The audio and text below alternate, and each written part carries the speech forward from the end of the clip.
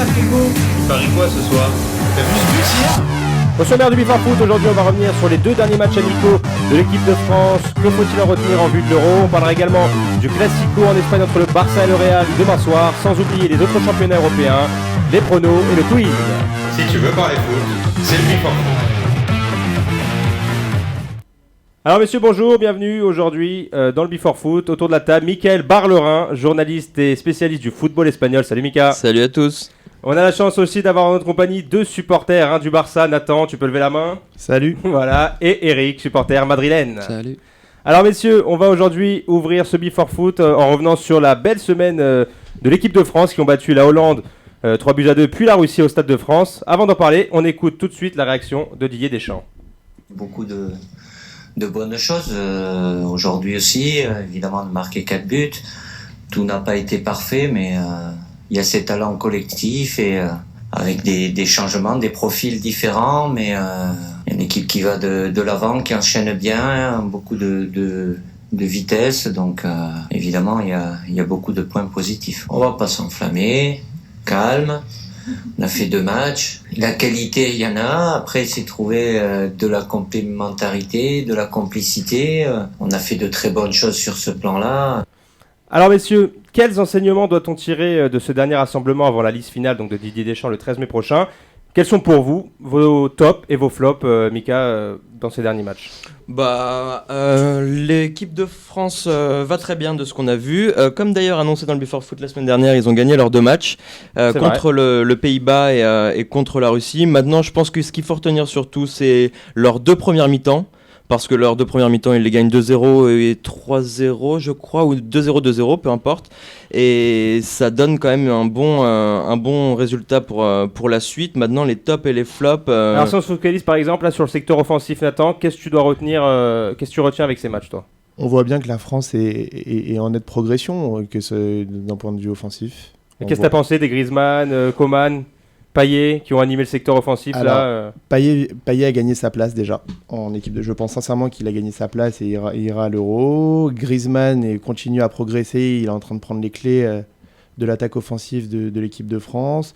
Coman, c'est encore il a fait 2 très très belles rentrées. Il a apporté toute sa vivacité. Il a mis un but d'ailleurs exceptionnel. C'est un bolide. Ce joueur, il a aucune limite et je pense qu'il nous fera beaucoup de bien en équipe de France. Il sera sûrement pas titulaire, mais en rentrant, je pense qu'il fera beaucoup de bien. Donc on l'a dit, 7 buts marqués, Mika, en 2 matchs, mais par contre niveau défensif, c'est pas encore ça. Effectivement, voilà, comme je te disais tout à l'heure, c'est les 2 premières mi-temps, ils les gagnent, et puis après, changement, c'est des matchs amicaux quand même. Je veux dire, il faut pas se focaliser sur ces buts pris. Aux Pays-Bas, c'était à l'extérieur, contre la Russie, ils sont quand même bons offensivement. Maintenant, c'est... Moi j'ai une question justement à vous poser par rapport au secteur défensif. Pourquoi prendre Digne plutôt que Kurzawa? Pour vous, quel est l'arrière-gauche qui devrait être sélectionné par Didier Deschamps le 13 mai prochain, Nathan? Digne a quand même joué la Ligue des Champions cette année. Digne, ça fait plusieurs saisons qu'il joue au haut niveau. Je pense qu'il a plus sa place que Kurzawa. Kurzawa vient d'une certaine génération où les joueurs n'ont pas réellement d'impression d'envie. Moi, je pense que Kurzawa, par rapport à ce qu'il montre au PSG quand il est titulaire, franchement, il a plus sa place que Digne qui enchaîne des prestations très moyennes avec la Roma. Oui, mais une équipe, ça ne joue pas sur les meilleurs, ça joue aussi sur une continuité, une progression et surtout un groupe soudé. Et Digne, il y va depuis plus souvent que Kurzawa. Mais justement, en parlant de Digne, il y a Eric. La Roma a rencontré le Real en Ligue des Champions. Tu as pu regarder ce match. Qu'est-ce que tu as pensé un peu de la défense de la Roma et en l'occurrence donc de Lucas Digne, vu qu'on parle de lui? Non, Lucas Digne, il a un très bon potentiel. Pour moi, il est titulaire indiscutable en équipe de France. Je vois pas.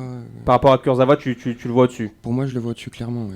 Je me pose même pas la question. Il y a quand même Evra avant. Evra, ça reste Evra. Ah oui, de toute façon, ce sera qu'en doublure. Alors moi, justement, en doublure, pourquoi pas prendre un Kurzawa qui, dans le fait de miser sur l'avenir, plutôt que de prendre un Digne qui, voilà, on sait tous, je pense que Kurzawa sera le titulaire arrière-gauche de l'équipe de France après le départ de Patrice Evra.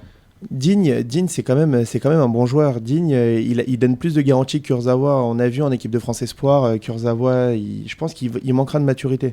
En équipe de France, il manquera forcément de maturité. Autre sujet polémiqueux, si je puis m'exprimer ainsi, c'est le cas Benzema. Alors, beaucoup se posent la question, je vois Eric, supporter madrilène, qui qui hoche la tête. Est-ce que déjà selon toi, tu penses que Benzema devrait être appelé par Didier Deschamps dans la liste finale ou pas, Eric? Bon, on ne peut pas se passer d'un potentiel comme Benzema en équipe de France, surtout pour une compétition comme l'Euro. Pour moi, il n'y a pas photo. Après, le comportement en dehors du terrain ne doit pas être influencé. Ça... Je crois qu'on a un supporter madrilène aussi en ligne, José. C'est ça? Salut José. Salut. Alors, il me semble que toi, tu es un grand défenseur de Karim Benzema.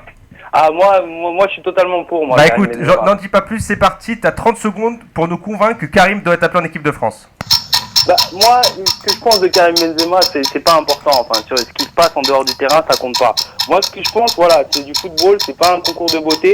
Et pour gagner ce championnat d'Europe, il faut mettre toutes nos chances de notre côté. Et je pense qu'on peut pas se passer du meilleur attaquant français actuellement, et depuis 5 ans. On peut pas se passer du meilleur buteur français actuel en Ligue des Champions. On peut pas se passer du meilleur buteur français de l'histoire du Real Madrid. Et on peut pas se passer d'un mec qui a une intelligence de jeu supérieure à Giroud ou à Gignac. Désolé, c'est impossible d'aller au championnat d'Europe sans lui. Bah, moi, je vais te répondre. Je pense que Karim Benzema, Didier Deschamps, il doit le laisser sur le côté. Pourquoi? Parce que malgré le fait qu'il soit très bon avec le Real Madrid depuis des années, qu'il soit titulaire indiscutable, en équipe de France, il n'a jamais rien prouvé. Que ce soit en phase finale en 2014, en 2012, Karim Benzema était aux abonnés absents. De plus, on a pu voir qu'avec cette nouvelle génération, les Coman, les Payet, les Griezmann, l'équipe de France a développé un jeu offensif très fluide.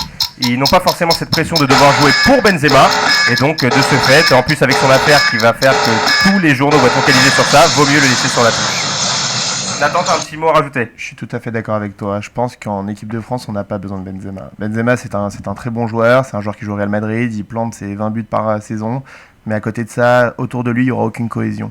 Je pense que Didier Deschamps est en train de créer un groupe avec une vraie cohésion à l'image de France 98, avec des joueurs qui sont peut-être pas les meilleurs d'Europe, mais qui peuvent se battre les uns pour les autres. Benzema ne fait pas partie de ça. T'as quelque chose à rajouter? Vas-y José. Moi, tout ce que je vais dire, c'est que je vous donne rendez-vous contre la Roumanie, quand il va falloir jouer dans les petits espaces et qu'on va mettre ou Gignac ou Giroud, où ça va être très compliqué, où il va falloir enchaîner très vite. Je demande à voir Gignac ou Giroud, parce que là, c'est bien, on s'extasie sur des matchs amicaux. Et pourquoi ne pas jouer, par exemple, avec un Griezmann en pointe, comme le disait Mika, car Simeone le fait jouer en ce moment en pointe avec l'Atlético, et ça marche plutôt bien. Avec sur les côtés Coman et Payet, de petits joueurs percutants comme ça, ça peut le faire aussi. Ça reste Griezmann. Griezmann, c'est un très bon attaquant, et c'est un attaquant qui est encore en train de monter. C'est pas un attaquant qui est au top. Quand tu regardes les deux équipes, ou les équipes pas un attaquant qui est au top, il plante quand même tous les matchs Non, mais si tu regardes les équipes qui ont gagné des championnats d'Europe ou qui gagnent des Coupes du Monde, je suis désolé, c'est des équipes qui arrivent avec des attaquants qui font peur. Et nous, on peut pas aller gagner un championnat d'Europe avec ou Giroud, ou Gignac, ou Griezmann. Je te rappelle qu'en 98... Moi, j'y crois pas. En 98, l'équipe de France n'avait pas d'attaquant de classe mondiale. En 98, il y a Zidane au milieu. Il y avait Zizou, certes, mais il n'y avait pas d'attaquant de classe mondiale. Il y a Zidane au milieu qui est une star à la Juventus. Je suis désolé. Il était en train de déclore au plus haut niveau. Mais aucun but marqué par un attaquant au final en 98. Oui, mais il y a un top player au milieu. Là, cite-moi un top player en équipe de France. Bah t'as Paul Pogba, t'as Blaise Matuidi, t'as quand même... Mais non, arrête. Paul Pogba, il a gagné 3 championnats avec la Juventus. Blaise Matuidi, c'est 3 championnats avec le Paris Saint-Germain. Ça, c'est pas des... Mais tu peux pas me dire que Blaise Matuidi, Paul Pogba sont pas des top players.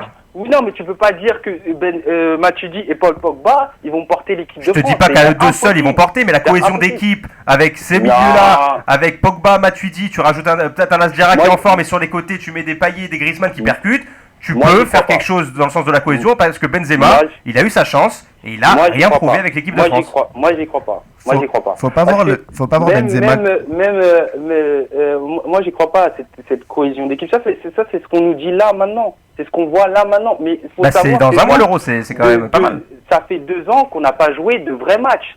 Ça fait 2 ans qu'on n'a pas joué de matchs de qualification. Donc c'est bien pendant les matchs amicaux. Mais c'est le principe quand tu organises une compétition officielle. Malheureusement, il faut savoir, il faut se préparer en conséquence. Et pour se préparer en conséquence, moi je pense qu'il faut prendre les meilleurs. Et les meilleurs, je suis désolé, c'est Benzema. Écoute, en tout cas, c'est ton avis.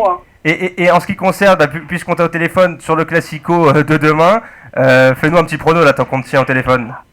Là, ça va être compliqué, là. Ça va être compliqué pour qui? Dis-nous. Là, ça va être compliqué. Moi, personnellement, le Classico, là, demain, je vais regarder, mais avec un œil voilà quoi, c'est au Camp Nou. Tu penses que le Real a encore une chance ou non, sincèrement? Ça va être compliqué. Bon, en tout cas, on suivra ça de Mais près. en tout cas, Dis-nous, vas-y. faudra jouer. Faudra Si on jouer, veut gagner, et surtout que le faudra Real, voilà, ils ont plus rien à perdre entre guillemets. Il faut qu'ils aillent Voilà. libérer. Merci d'avoir été avec nous, José. N'oublie Merci pas à de vous de nous m'avoir suivre invité. avec José. plaisir le hashtag #BeForFoot. Et on te rappelle semaine prochaine pour continuer à débattre de Benzema et bien sûr Ok. du Real Madrid. Salut José. Salut, Salut. Bye bye. Bye. Alors, deux petites choses, si je peux réagir là-dessus. Bien sûr, mais quand t'as pas beaucoup entendu déjà- d'ailleurs, ça m'a déçu. Alors Ouais, vas-y. non, mais justement, j'attendais que vous donniez un petit peu tous vos arguments. La première chose, c'est que alors l'Atlético Madrid, Griezmann, ce qu'il faut savoir, c'est qu'il joue en général en 4-4-2. Donc Griezmann joue avec Vieto, ils sont tous les deux ensemble. Là, en équipe de France, on est en 4-3-3. Et par rapport à la cohésion, effectivement, il y a encore très peu de temps de ça, j'étais d'accord sur le fait que Benzema, on pouvait s'en passer. Maintenant, en ayant vu le match de mardi au Stade de France, je me suis quand même dit, c'est vraiment dommage d'avoir du Griezmann, d'avoir du Payet, d'avoir du Coman, d'avoir des joueurs archi techniques et archi rapides, et ne pas avoir ce numéro 9 qui lui s'entend archi bien avec Ronaldo, Bale, c'est au Real Madrid, il a l'habitude de jouer comme ça en une touche de balle. On a vu des petites passes de Gignac qui sait aussi bien le faire. Maintenant, pour moi, il n'y a pas photo quoi, entre les trois, Giroud, Gignac En valeur et Benzema. intrinsèque, on est tous d'accord pour dire que c'est Benzema le meilleur en valeur Voilà. intrinsèque. Mais après, il faut voir, Nathan, je pense que tu vas en parler, au niveau de la cohésion du groupe, malheureusement, enfin pas malheureusement, mais Giroud a peut-être un standing inférieur à Karim Benzema, mais il arrive toujours à se fondre dans le groupe et à au final livrer des prestations. Il a encore marqué d'ailleurs son petit but. Gignac aussi. Gignac d'ailleurs. aussi d'ailleurs. Je trouve que Gignac a apporté quand même à l'équipe de France en termes de libérer des espaces, de libération d'espace, de passes, de remise en jeu. Moi, je pense sincèrement qu'on peut vraiment se passer de Benzema. Bon, on verra ça. Voilà, messieurs. Le sujet est clos, on en reparlera très prochainement. On passe maintenant au deuxième sujet de ce BeForFoot. Le Barça accueille donc les merengues du Real samedi au Camp Nou. On rappelle qu'à 8 journées de la fin, le Barça compte 10 points d'avance sur le Real, troisième, qui eux en ont aussi 6 sur Villarreal. Donc la question qu'on peut se poser, je suis désolé messieurs, je sais que vous êtes supporters de Madrid, mais est-ce que ce Classico ne compte pas pour du beurre, j'ai envie de dire? Je pense qu'un Classico ne compte jamais pour du beurre. Et toi Eric, en tant que fervent supporter Exactement, même si le championnat était déjà joué, il ne compterait pas pour du beurre, non. D'ailleurs, puisque tu parles de ça, on va écouter la réaction de Keylor Navas, à qui on a demandé en conférence de presse, donc ce qu'il pensait de la situation madrilène. Oui, nous sommes tous conscients que la Liga va être difficile à gagner, mais je pense qu'un joueur qui veut durer dans ce club doit connaître les valeurs, savoir que celle-ci passe avant tout et que nous allons lutter jusqu'au bout. Donc voilà messieurs, pour Keylor Navas c'est pas perdu. Bon, 10 points d'avance sur le Barça, je mettrais pas une pièce sur le Real personnellement, non plus. champion. Mika, qu'est-ce que t'en penses? 10 points d'avance pour le Barça, effectivement. Maintenant, le Real Madrid, surtout entre le dernier Classico et celui-là, il a changé d'entraîneur. On a vu l'équipe de Zidane, on a vu le jeu qu'il va apporter avec cette touche de balle rapide et précise. Bale qui est de retour. Ça va être comme tout Classico, ça va être très tendu.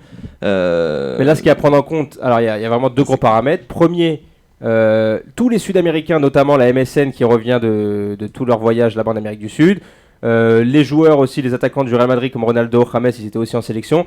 Entre ça et entre le fait qu'ils veulent préserver leur effectif pour les matchs de Ligue des Champions 3 jours après, est-ce que franchement on peut s'attendre à un Classico comme on a l'habitude de voir très engagé, Mika?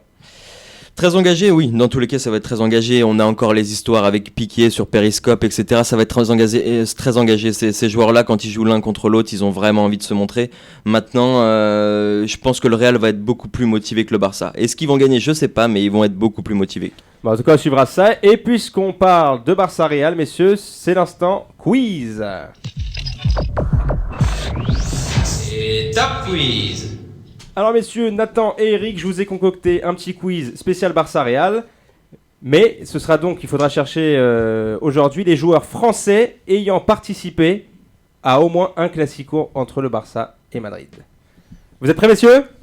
Donc un joueur ayant participé au Voilà, Classico. des joueurs français ayant déjà participé au Classico. N'ayant pas forcément joué dans les deux clubs. Voilà, pas forcément les deux clubs, qui a Ok. juste joué un Classico. Ok, Vous êtes prêts Eric, Nathan? bien sûr. Allez, top, c'est parti. Je suis un joueur de 30 ans qui a été formé au Havre. Je suis toujours en activité et évolue au poste de... Lassana Diarra. Lassana Diarra, 1-0 Nathan. Deuxième question. Je suis né en Nouvelle-Calédonie, j'ai démarré ma... Carambeau. Ouais. Qui l'a dit? Mika, t'es l'huissier? On lui laisse le point. Je pense que c'est Eric. Alors c'est Eric, 1 point partout. J'ai joué au Real Madrid entre 2001 et 2006, avec qui j'ai remporté notamment le championnat d'Espagne ainsi qu'une Ligue des Champions. J'ai disputé 108 matchs Anelka, non avec l'équipe de France pour 31 buts marqués. J'ai remporté le Ballon d'Or alors que j'évoluais à la Juventus. J'ai démarqué Zidane. Zidane, Mika, encore une fois. C'était serré là, honnêtement. C'était serré, je demande à l'huissier. À l'oreillette, on me dit Eric. On me dit Eric à l'oreillette. 2-1, Eric. Je suis un milieu de terrain formé à Lyon. J'ai joué au FC Barcelone entre 2004 et 2007, avec qui j'ai remporté une Ligue des Champions avant de rejoindre le championnat italien. Je faisais partie de l'épopée européenne monégasque en 2004. En 2004 avec notamment le fabuleux but inscrit face au Real. Jolie. 2 partout. Ouais. Très serré encore ce duel, messieurs. Mika, hein. T'es au premier loge. Cinquième question. J'ai démarré ma carrière au RC Lens, avec qui j'ai remporté un titre de champion de France. Avant de Frédéric Dehu. Ouh, il l'a sorti de loin, Frédéric Dehu, là. 3-2, Eric, celui-là. Ah, putain, celui-là, tu l'as sorti de loin. Attention, 3-2, Nathan, cette question peut être décisive.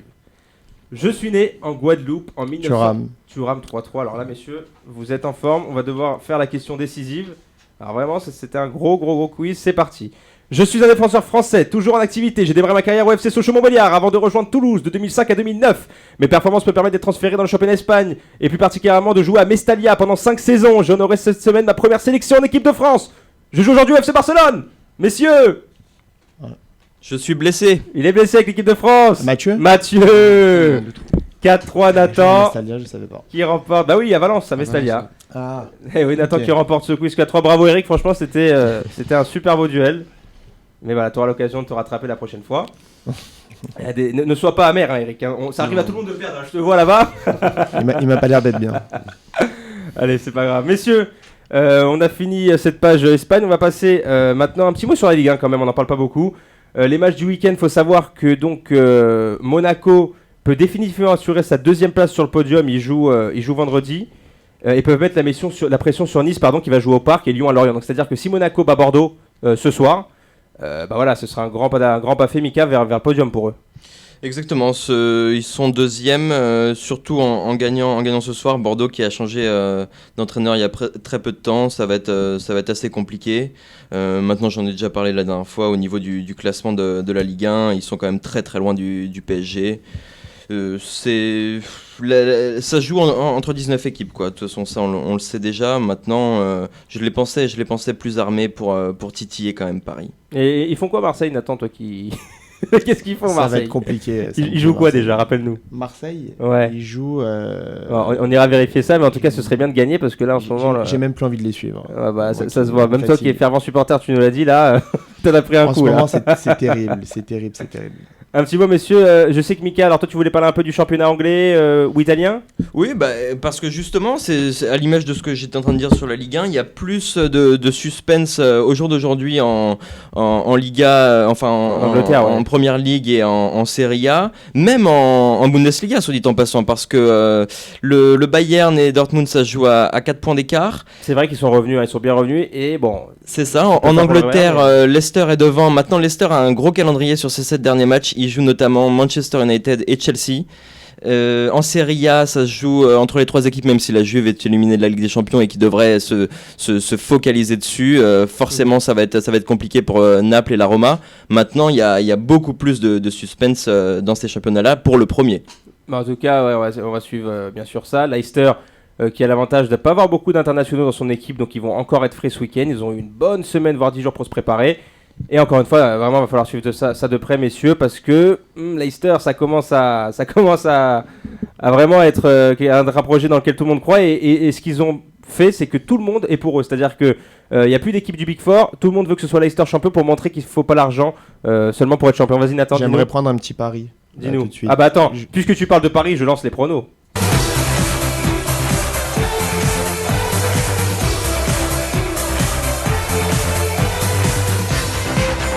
C'est les pronos de la team.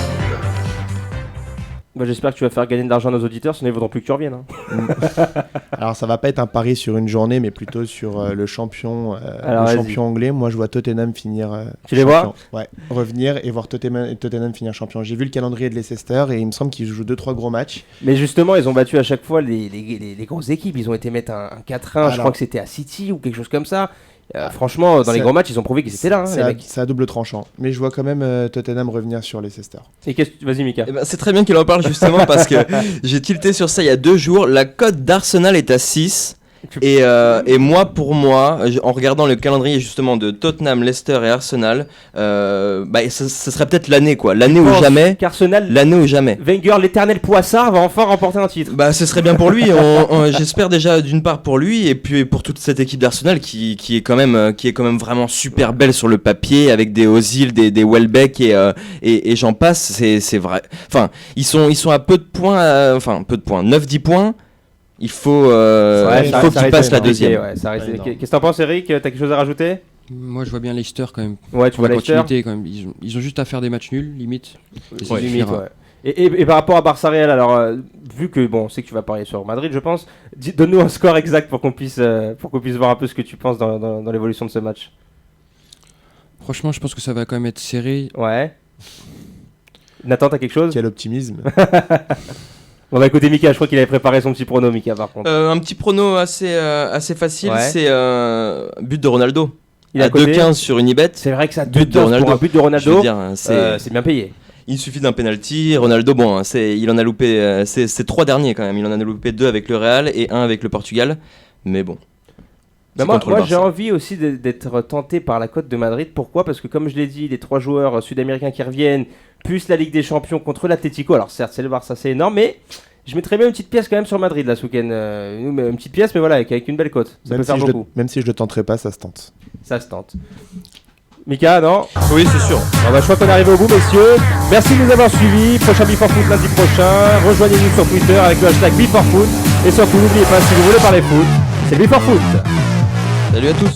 Merci beaucoup.